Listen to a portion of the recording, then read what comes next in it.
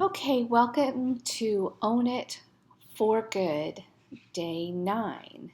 And today's theme, we're going to pause for just a minute and sort of recircle our wagons and revisit the question of now what? And I am going to spend a little time with Dr. Seuss today and, his creativity and his stories and also, right now, I am in a season where my oldest is getting ready to graduate from high school. So, Dr. Seuss's story, Oh, the Places You'll Go, is, on my mind because it is such a popular graduation gift. But I think it's totally appropriate for this new alcohol free, adventurous life that we are embarking on. Oh, the places we can go.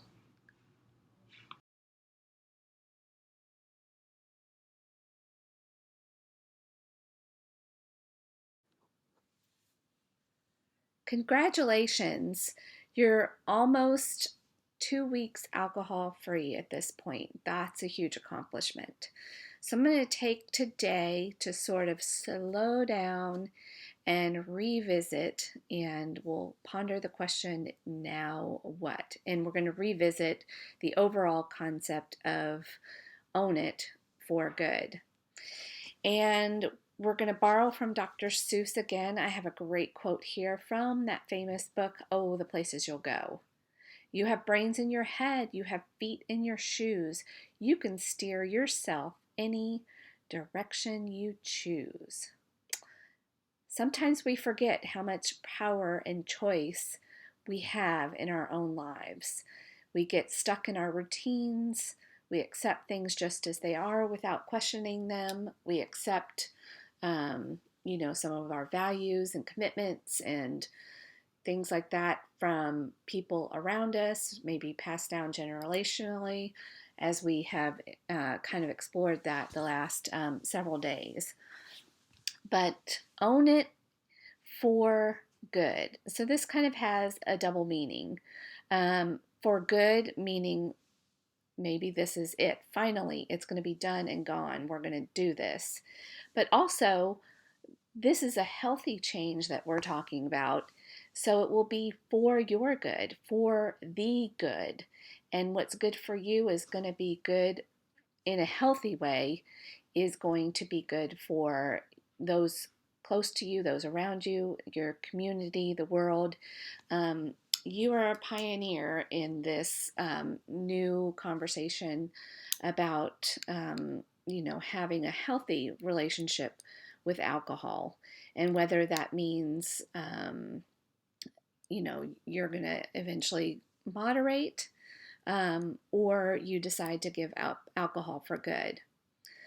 So let's kind of just talk about that for a minute. It might not be your fault that you've become addicted to an addictive substance, especially one that is so heavily marketed and celebrated so widely from the womb to the grave. We watch the adults in our lives, these giants called parents, that we are born to, that we probably view as godlike figures in our lives, and watch them maybe enjoy a glass of wine with their dinner, or maybe grandparents.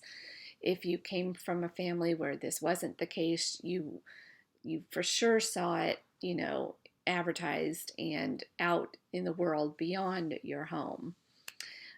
So this is the most widely um, marketed substance in the world and celebrated, and it's questioned if it's not a part of a celebration. And this is the only addictive drug in the world that if you are out to dinner or at a party and you're not having a drink, you're going to be questioned why, and you may even be judged negatively from people that know you, why you're not partaking.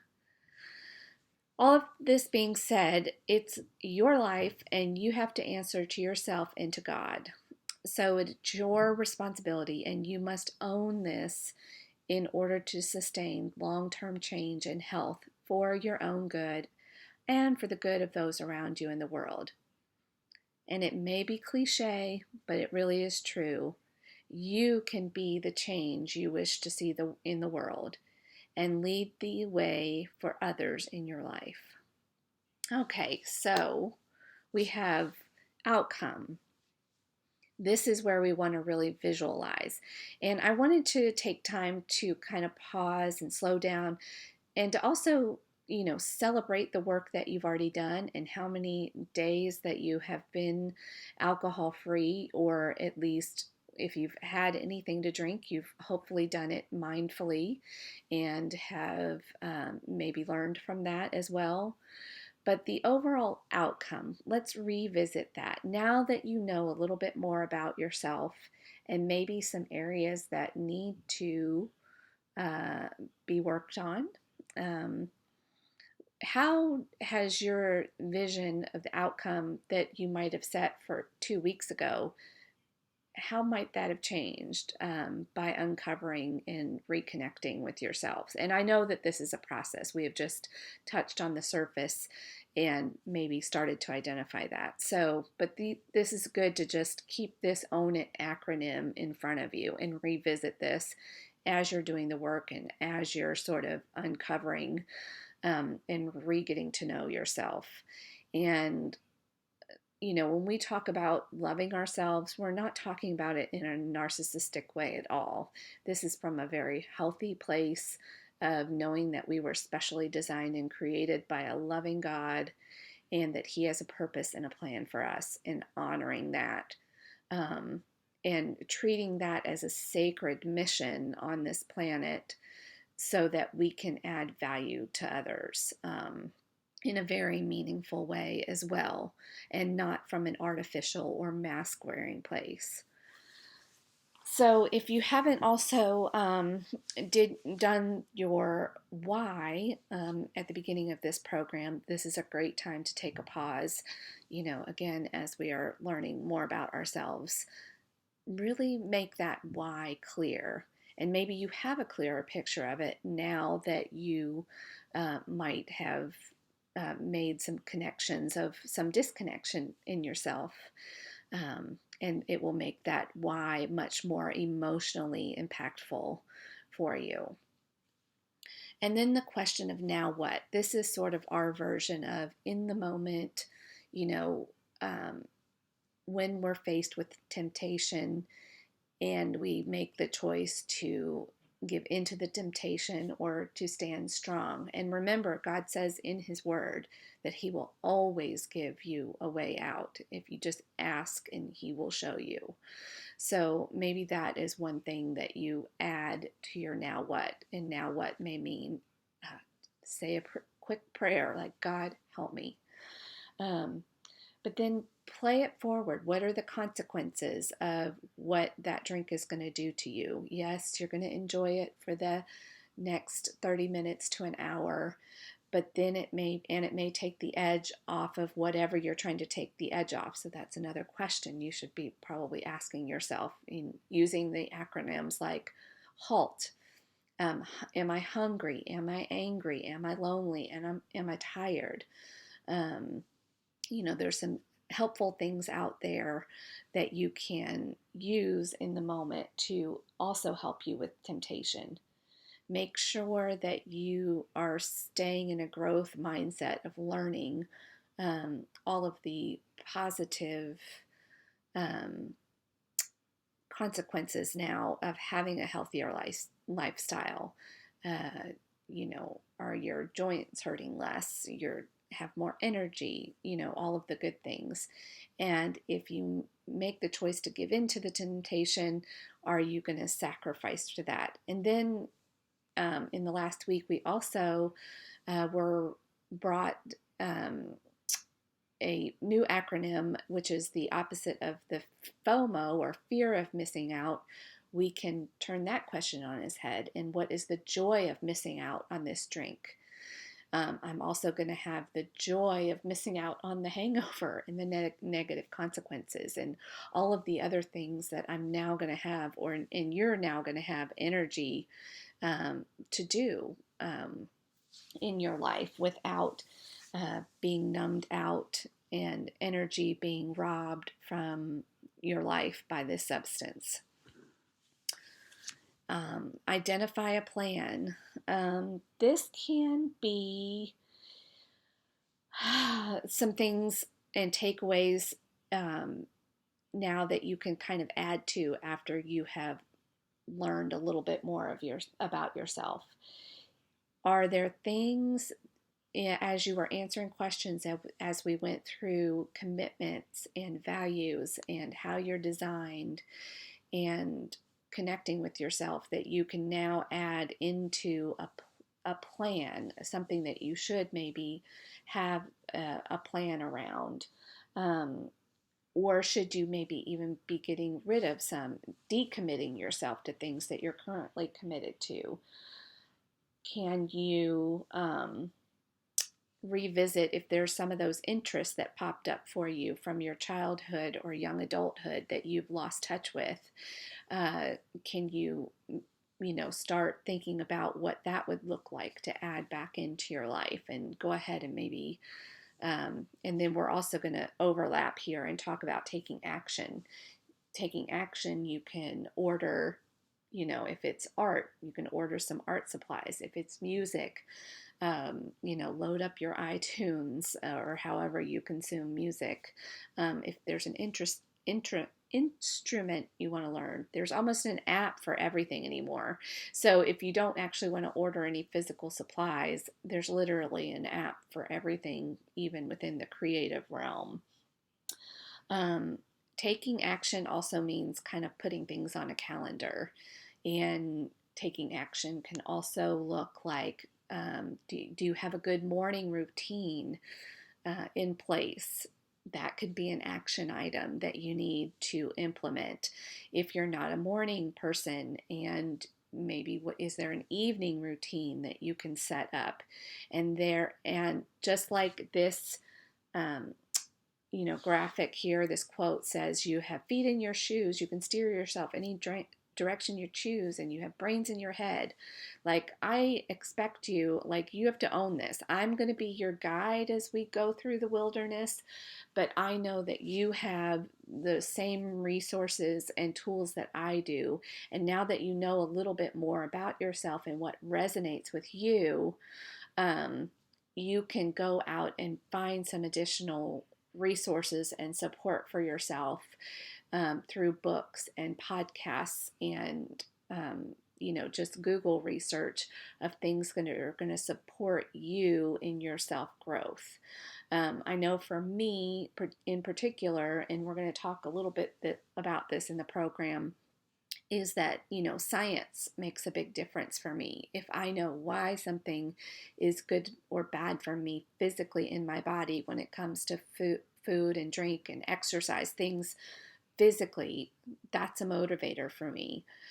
For other people, they're going to resonate more with storytelling and memoirs, and so knowing even those learning styles about yourself, and going back and revisiting what are some things that have resonated with you before, if you've tackled any kind of change or learning in your life recently, if there's something at work, in a way that certain leaders have motivated you in a good way, because again, we want this journey of owning it to be joyful and learning how we learn and honoring that in the process.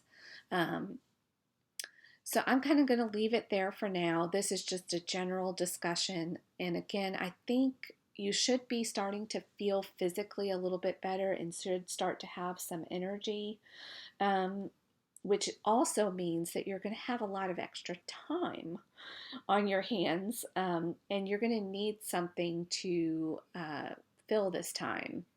So I do want you to really consider, and if you need to add a physical challenge, maybe train for a couch to 5K, get yourself physically engaged and putting some of that energy to use.